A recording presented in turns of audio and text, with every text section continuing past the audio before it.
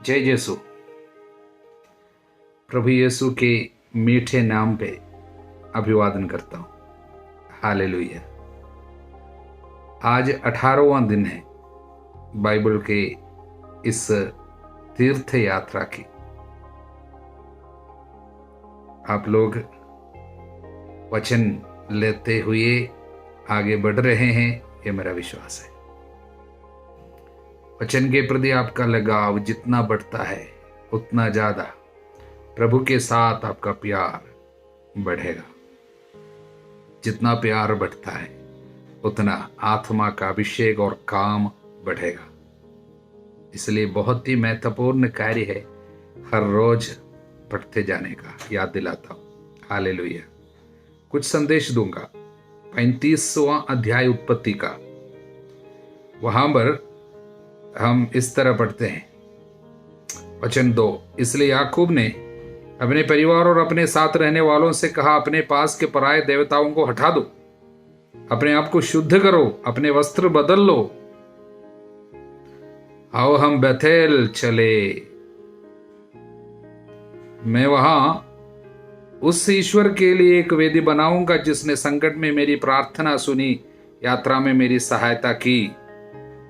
उन्होंने याकूब को अपने पास के सभी पराये देवताएं दे दिए और अपने कान की बालियां भी। याकूब ने उनको सिखेम के बलूत के पास गाड़ दिया। देखिए, पराये देवताओं को अपने पास रखने के कुछ कुकर्म प्रभु के लोगों में कुछ लोग किया करते थे। आज भी ऐसा है।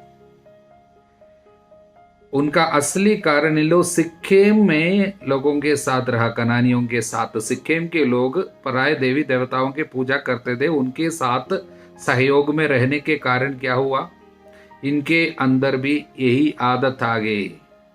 विशेषकर जब सिक्किम के लोगों को जब इन्होंने लूट लिया, इन लोग जब गए वहां के कुछ देवी देवताओं को और कुछ और चीज को लेके आया, तंत्र मंत्र से जुड़ी हुई कुछ चीज है, और उनको अपने पास रखा करता। और इसलिए प्रभु की प्रेरणा से याकूब ने कहा, अपने को शुद्ध करो, अपना वस्त्र बदल दो।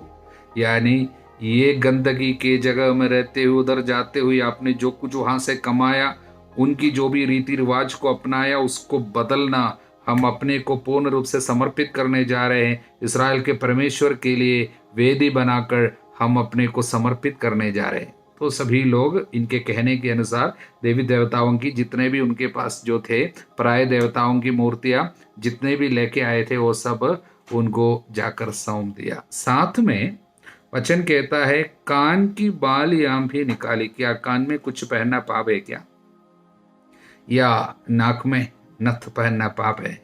बाइबल नहीं कहता, लेकिन यहां पर एक कान की बालियां क्यों निकाली, इसका कोई अर्थ है। वो अर्थ यही है, देखिए, कनानियों के कुछ विश्वास के अनुसार प्राचीन काल में कई लोग इस तरह विश्वास करते थे। वो विश्वास ऐसा है कि दुष्ट आत्मा शैतान एक व्यक्ति पे कार्य करता है तो कान के द्वारा अंदर घुसता है।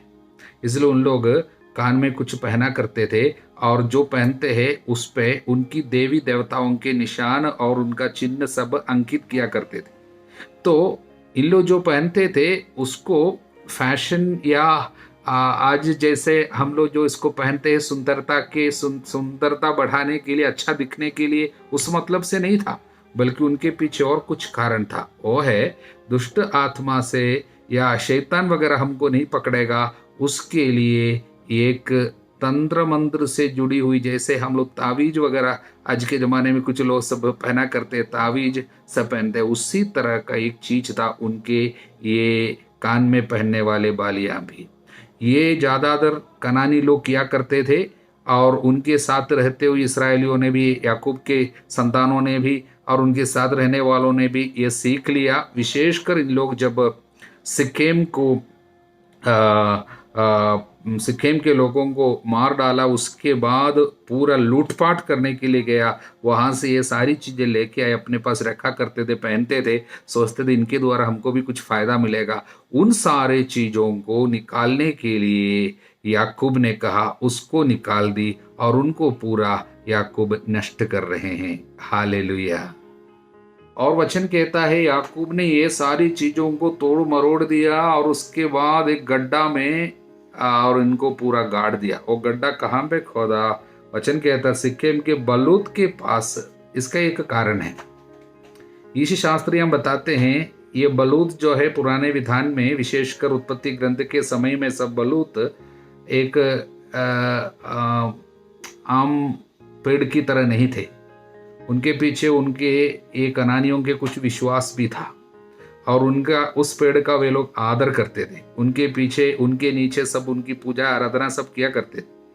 तो कभी भी उस जगह को खोदने का, गाड़ने का कभी कोई हिम्मत नहीं करते थे। तो उसी जगह में गाड़ कर इनको पूरा रख दिया। इसका मतलब कोई भी इसको फिर से ढूंढ नहीं निकालेगा। मतलब पाप के कार्य के लिए इन वस्तुओं का फिर से उपयोग नहीं होगा। इन चीजों को कोई और नहीं ढूंढेगा, क्योंकि ये जगह में कोई भी अभी खोदने का हिम्मत नहीं करेगा और न इस पेड़ को जल्दी काटेगा और इसको निकालेगा नहीं। इसलिए इस जगह से ये चीज कभी नहीं निकलेगा, हमेशा के लिए खत्म होगा। ये इनका दृढ़ संकल्प को दिखाता है। याकूब का प्रभु के लिए अपने को पूर्ण समर्पण करता है। फिर से कोई इस चीज को नहीं अपनाएगा। इस तरह अपने आप को और अपने लोगों को पूर्णतः प्रभु के लिए, एकमात्र ईश्वर के लिए, इस्राएल के ईश्वर के लिए, सर्वशक्तिमान प्रभु के लिए वो अपने को समर्पित करते हुए अशुद्धि से और देव मूर्तियों से अपने को, अपने लोगों को अलग करता है। इसलिए प्रभु उनको संरक्षण देता है। आगे हम वचन में पढ़ते हैं याकूब और लोग जब आगे बढ़ रहे थे तब आसपास के नगरों में ऐसा आतंक छा गया। वचन 5, जब वे जा रहे थे उनके आसपास के नगरों में ऐसे आतंक छा गया कि उनके निवासियों ने याकूब के पुत्रों का पीछा नहीं किया। संरक्षण मिला। नहीं तो सिक्किम के लोगों को मार डालने के कारण साथी लोग पूरा मिलके आके इनको सत्यानाश करना था। लेकिन इन्होंने जब अपने को पवित्र किया, प्रभु का संरक्षण इनको मिल गया। एक व्यक्ति के द्वारा पूरे खानदान को संरक्षण मिलता है। याकूब ने अपने प्रभु के द्वारा दिए हुए प्रेरणाओं पे चला और प्रभु पर अपनी भक्ति को और अपने प्रभु पर अपने विश्वास को उसने दृढ़ता के साथ प्रकट किया, जिसके चलते सबों को संरक्षण मिला। और बाकी लोग जो इनका पीछा करना चाहा, लेकिन उनके ऊपर एक आतंक छा गया। कारण प्रभु का संरक्षण का कवच ये लोगों के ऊपर, याकूब और उनके संतानों के ऊपर प्रभु डाल दिया।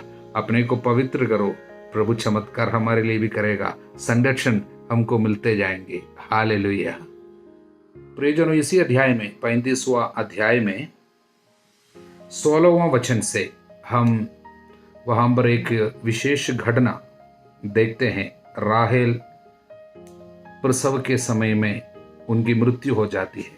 याकूब की प्रिय पत्नी है, यूसुफ की माँ है। दूसरे बच्चे को जन्म देते देते पीड़ा में कराहते हुए अचानक उनकी मृत्यु हो गई। मरने के पहले उसने अपने बच्चे का नाम बनोनी रखा। इब्रानी भाषा में बनोनी का मतलब है दुख या दर्द का संतान। और अब ध्यान देने की कुछ बात है। ये घटना जो हो रही है शायद यीशु के आगमन के 1700 साल पहले। वहां पर राहेल की मृत्यु हुई, बच्चे का नाम रखा दुख का संतान, और उस जगह में उनको दफनाया गया। वो जगह उस समय उसका नाम था यफ्रात, लेकिन बाद में उस जगह का नाम रखा गया बैतलहम। तो उस बैतलहम में बाद में हम देखते हैं और कुंवारी प्रभु की चुनी हुई एक स्त्री जन्म देती है एक और बच्चे को। ओ बच्चा दुख का संतान नहीं है, बल्कि आनंद का संतान है। सभी लोगों के लिए बड़े आनंद का सुसमाचार। तुम्हारा दुख प्रभु आनंद में बदल देगा। हालेलुया। प्रियजनों, पुराने विधान और नए विधान सब जुड़े हुए हैं, क्योंकि ईश्वर सब कुछ के ऊपर पूरा पूरा अधिकार रखते हैं। हमारा प्रभु की आत्मा ही इसमें कार्य कर रहे हैं। अब राहेल की मृत्यु अचानक वहां पर हुई। छोटे उम्र में, मतलब ज़्यादा समय तो वो रही नहीं है, इतने छोटे में ही जल्दी में इनकी मृत्यु होने का कुछ कारण है, ढूंढते हुए कुछ लोग इस संदेश को लेके आते हैं।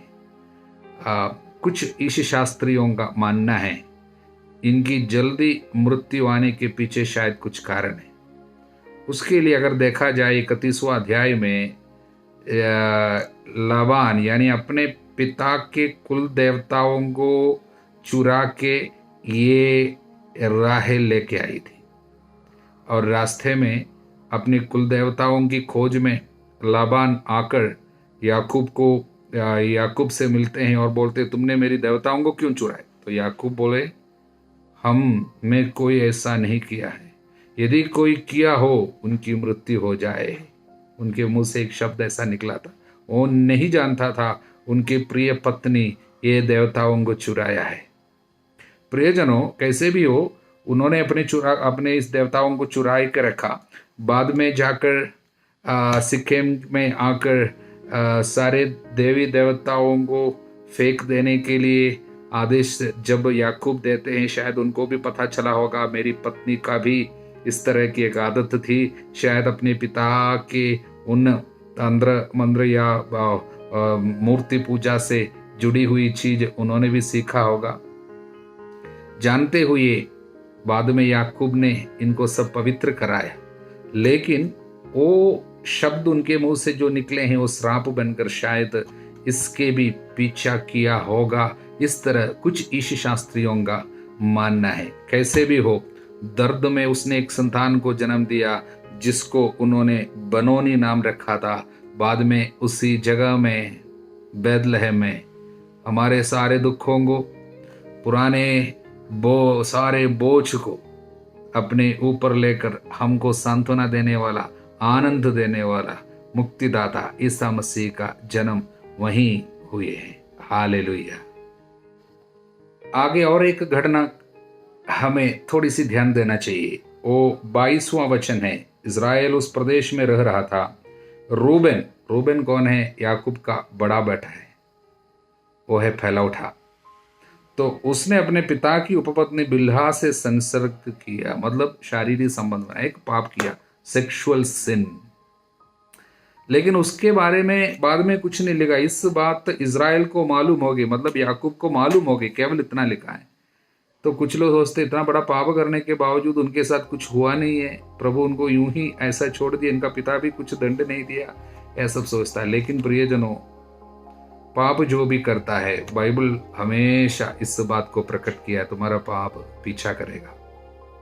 पाप करने के बाद यूं ही अभी कुछ नहीं हुआ है, अभी ठीक है, कोई कुछ नहीं बोला तो सब कुछ ठीक है नहीं सोचना, बाद में जरूर ये पीछा करता होगा, उसका असर जरूर आता है। इसलिए उत्पत्ति के 49वां अध्याय में 49 में वहां पर याकूब का पुत्रों को अंतिम आशीर्वाद है। पहला उठा बच्चा जो है विशेष आशीर्वाद पाने का रहा, उनके द्वारा ही आशीर्वाद, ईश्वर के आशीर्वाद आगे को पीढ़ियों को बढ़ते। इस तरह रूबेन जो है एक बहुत ही महत्वपूर्ण स्थान पुत्रों में, 12 पुत्रों में रखता था। लेकिन अब क्या हो रहा है? वचन 3 49:3, रूबेन तुम मेरे पहले उठे हो, मेरे सामर्थ्य और मेरे पौरुष के प्रथम फल, तुम्हें सम्मान और सामर्थ्य में श्रेष्ठ होना चाहिए, किंतु तुम जल प्रवाह की तरह उद्दंड हो, तुम श्रेष्ठ नहीं होंगे, क्योंकि तुम अपने पिता की शैया पर सोए, तुमने अपने पिता की शैया को अपवित्र किया। पहला उठे का अधिकार और आशीर्वाद नष्ट हो गया। पाप आशीषों से वंचित करता है, चाहे आप चुपके से करो, चाहे लोगों को पता चले। पाप हमेशा आशीर्वाद को रोक लेता है। हालेलुया। अब हम मत्ती के इस समाचार के 18वां अध्याय में आ रहे हैं। अय्यूब के 18वां अध्याय आप जरूर पढ़े होंगे। हम अय्यूब में वापस आएंगे बाद में, आज मैं उस पर नहीं जा रहा हूं। मत्ती के सुसमाचार में 18वां अध्याय में वचन 6 से, जो मुझ पे विश्वास करने वाले नन्नों में एक के लिए भी पाप का कारण बनता, उसके लिए अच्छा यही होता कि उसके गले पे चक्की का पाठ बांधा जाता और समुद्र में डुबा दिया जाता। अच्छा यही होता। इतना एक खतरनाक शब्द प्रभु के मुंह से निकला। मतलब इससे संदेश ये मिलता है कि पाप का कारण बनना, पाप करना एक चीज है, और दूसरों को पाप बांटना, दूसरों के लिए पाप का कारण बनना, ये कुछ अलग चीज है। उसका असर बहुत ज्यादा होता है। यहां तक कि प्रभु कहता है कि उनके लिए अच्छा यही होता कि चक्की का पाठ बांधा जाता उनके गले पे और समुद्र में डुबा दिया जाता। जॉन क्रिसोस्टोम ये बताते हैं, प्रभु ये नहीं बोला उनके गले पे चक्की का पाठ बांधे और उनको फेंक दे समुद्र में, नहीं। अच्छा यही होता कि चक्की का पाठ बांधा जाता और समुद्र में डुबा दिया जाता। इसका मतलब यही है, अगर ये नहीं होता, इससे दर्दनाक और खतरनाक विपत्ति उनके ऊपर आ जाती। मतलब ये जो विपत्ति के बारे में प्रभु जो कहता है चक्की का पाठ बांधा जाए और समुद्र में डुबा दिया जाए, उससे खतरनाक, दर्दनाक, भयानक विपत्ति ऊपर आ सकता है। प्रियजनों, प्रभु संदेश क्या देना चाहता है? पाप वितरित करना या पाप को बांटना, दूसरों के लिए पाप का कारण बनना, स्कैंडल, शायद शब्द द्वारा या अपने हाव भाव द्वारा, अपने फ्रेंडशिप के द्वारा दूसरों में पाप बांटना खतरनाक विपत्ति है, सावधान रहना चाहिए। आगे फिर से प्रभु समझाते हैं, प्रलोभनों के कारण संसार को धिक्कार। प्रलोभन अनिवार्य है, किंतु धिक्कार उस मनुष्य को जो प्रलोभन का कारण बनता है। धिक्कार उस मनुष्य को जो प्रलोभन का कारण बनता है किसी के लिए। आगे, यदि तुम्हारा हाथ अथवा तुम्हारा पैर तुम्हारे लिए पाप का कारण बनता है तो उसे काट कर फेंक दो।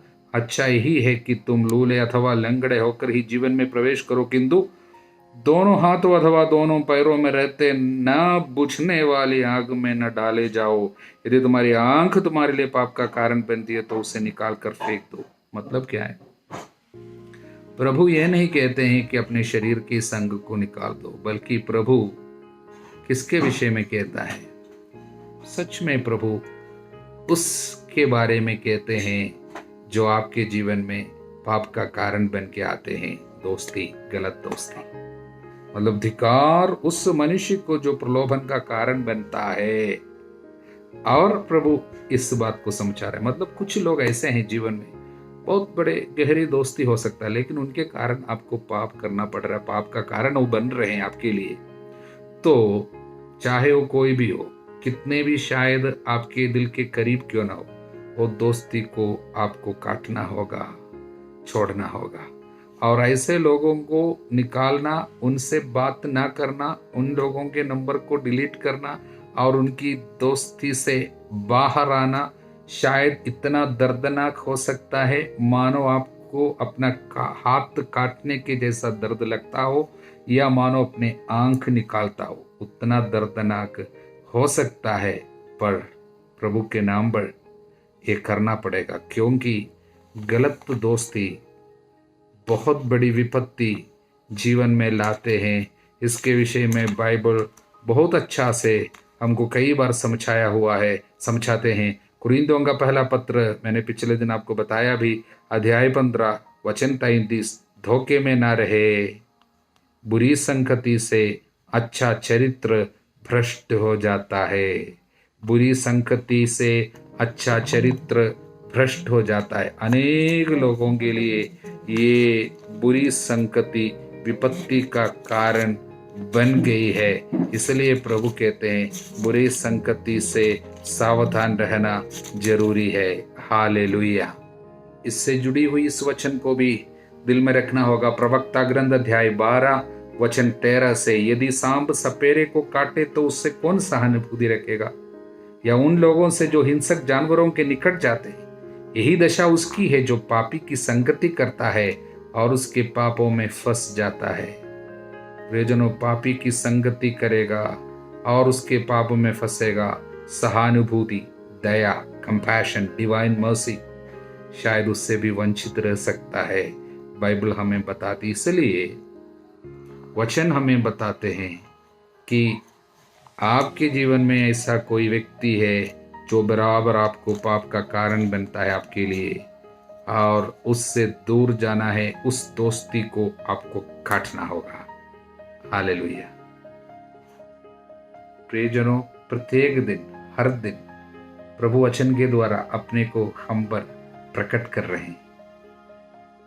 जितना ज्यादा प्रभु का प्रकाश हमारे अंदर आ जाते हैं, उतना ज्यादा अंधेरा मिट जाते हैं, दूर चले जाते हैं, दुख आनंद में बदलते हैं, संदेह जो था वो सब दूर हो जाते हैं, और भरोसा और विश्वास और क्लैरिटी आ जाते हैं। इसलिए प्रियजनों, वचन के इस पाठ की जो कमिटमेंट आपने ली है उस पे अटल रहना। मैं प्रभु यीशु के नाम पे आपको आशीर्वाद देता हूँ, जितने वचन आपने सुना उसकी योग्यता से और मुझे प्राप्त पुरोहित अधिकार से मैं आशीर्वाद देता हूँ। हमारे प्रभु ईसा मसीह की कृपा, ईश्वर का प्रेम, पवित्र आत्मा का साहचर्य आप सभी लोगों के साथ बनी रहे, अब सदा सर्वदा अनंत काल तक। आमीन। जय यीशु।